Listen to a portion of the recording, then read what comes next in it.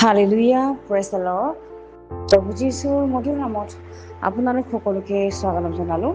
আশা কৰোঁ আপোনালোক সকলোৱে ভালে আছে আৰু সদায় দিন ঈশ্বৰে আমাক সুন্দৰ দিনবিলাক দেখিবলৈ দি আছে আৰু আমাক জীয়াই ৰাখি আছে।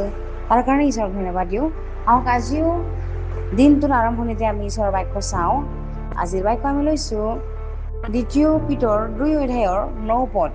ইয়াত সুন্দৰ ঈশ্বৰৰ বাক্য আমাৰ কাৰণে কৈছে, এইদৰে প্ৰভুৱে ভক্তবিলাকক পৰীক্ষাৰ পৰা উদ্ধাৰ কৰিবলৈ আৰু অধাৰ্মিকবিলাকক, বিশেষকৈ যিবোৰে মাংসৰ অনুগামী হৈ অসুচিতাৰ অভিলাষত চলে আৰু প্ৰভুত্বক হেয় জ্ঞান কৰে, তেওঁবিলাকক দণ্ড দি মহাবিচাৰৰ দিনৰ কাৰণে ৰাখিবলৈ জানে। Hallelujah, praise the Lord. প্ৰিয়সকল, ইয়াতে ডাঙৰ এটা আগজাননী আমাৰ কাৰণে, যিটো সাৱধানৰ বাক্য ইয়াতে আমাক কোৱা হৈছে যে যিবিলাকে মাংসৰ অভিলাষত চলে, যিবিলাকে প্ৰভুত্বক ঘিণ কৰে বা প্ৰভুত্বক হেয় জ্ঞান কৰে আৰু মাংসৰ অভিলাষত চলে আৰু যিটো অধাৰ্মিক ধৰ্মক বেয়া পায়। যিসকল আমি সকলো জানো ধৰ্মত প্ৰেম আৰু প্ৰেমে য'ত থাকে ঈশ্বৰ তাতে থাকে, আৰু ঈশ্বৰ য'ত থাকে তাতে প্ৰেম থাকে। আমেন। সেইকাৰণে যদি আমি এতিয়াও প্ৰভুক জানি, প্ৰভুক বুজি, যদি আমি মাংসৰ অভিলাষক এতিয়ালৈকে যদি ভাল পাই থাকোঁ, মাংসৰ অভিলাষ কৰিবৰ কাৰণে বা যিটো ঈশ্বৰৰ ঘিণ লগীয়া, তাক যদি আমি এতিয়ালৈকে এৰা নাই, তেনেহ'লে আমাৰ কাৰণে এই মহাবিচাৰৰ দিন ৰখি আছে, যিটো ঈশ্বৰে আমাৰ কাৰণে সাঁচি থৈ দিছে, দণ্ড। আৰু যেতিয়া আমি মন পালন কৰোঁ আৰু ঈশ্বৰৰ ফালে ঘূৰি আহোঁ, তেতিয়া ঈশ্বৰে আমাক ক্ষমা কৰিব। আমাক সময় দি আছে ঈশ্বৰে। যিবিলাকে আজি যীচুক পাই পেলাইও ভয় নকৰে পাপ কৰিবৰ কাৰণে, ভয় নকৰে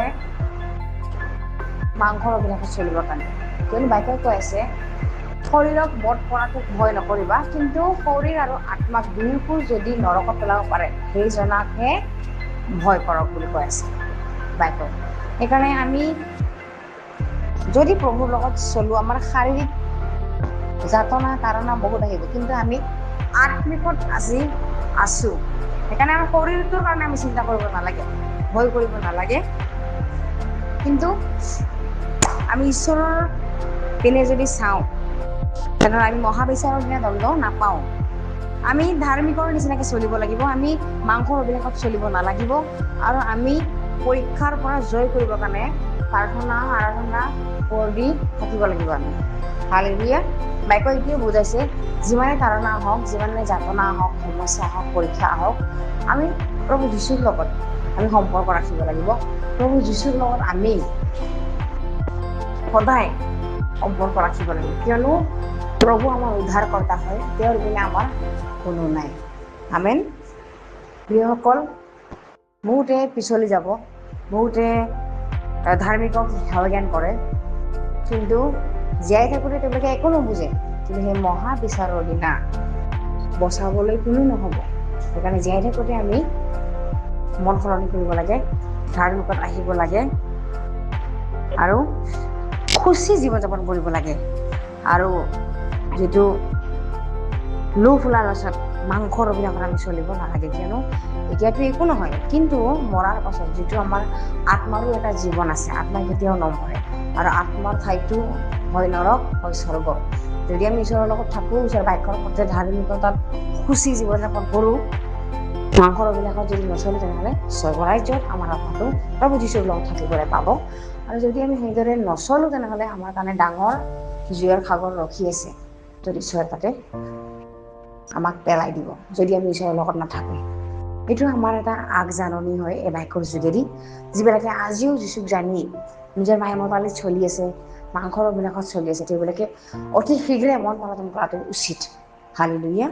মই বিশ্বাস কৰোঁ এই বাক্যৰ যোগেদি আপোনালোক সকলোৱে আশীৰ্বাদ প্ৰাপ্ত হৈছে বুলি। আহক আমি একেলগে প্ৰাৰ্থনা কৰোঁ। ধন্যবাদ প্ৰভু, এই সুন্দৰ বাক্যৰ কাৰণে। তুমি যুগে যুগে জীয়াই থকাচোন প্ৰভু। তোমাৰ বেলেগ কোনো ঈশ্বৰ নাই। তুমি সত্য, তুমি বাট, জীৱন প্ৰভু। প্ৰভু আৰু এনেকুৱা ভাৰী কোৱা ভাৱবাদী যিবিলাকে মিছা ভাৱবাদী কৰে প্ৰভু, এনেকুৱা মানুহবিলাকক প্ৰভু তেওঁলোকৰ মনবিলাকত তুমি চুই দিয়া, যাতে জীয়াই থাকোঁতে মন পৰিৱৰ্তন কৰে। জীয়াই থাকোঁতে যাতে তেওঁবিলাকে মন সলনি কৰে প্ৰভু, আৰু সুচী জীৱন যাপন কৰে, মাংসবিলাকত যাতে নচলে। তোমাৰ পবিত্ৰ আত্মাই তেওঁবিলাকক কওক, পবিত্ৰ আত্মা তুমি কোৱা তেওঁবিলাকক সাৱধান হ'বৰ কাৰণে। প্ৰভু এনেকুৱা নিবেদন কৰিছোঁ প্ৰভু, দিনটো তোমাৰ হাতত দিছোঁ, যাতে আমাৰ পৰা কোনো তোমাৰ ঘিনলগী কাম যদি নহয় আমাৰ পৰা, প্ৰভু তুমি আমাক ছেভ কৰিবা। ধন্যবাদ প্ৰভু, এই সকলো যাচনা প্ৰাৰ্থনা নাচাৰতে প্ৰভু যীশুৰ নামত অৰ্পণ কৰিছোঁ। আমেন।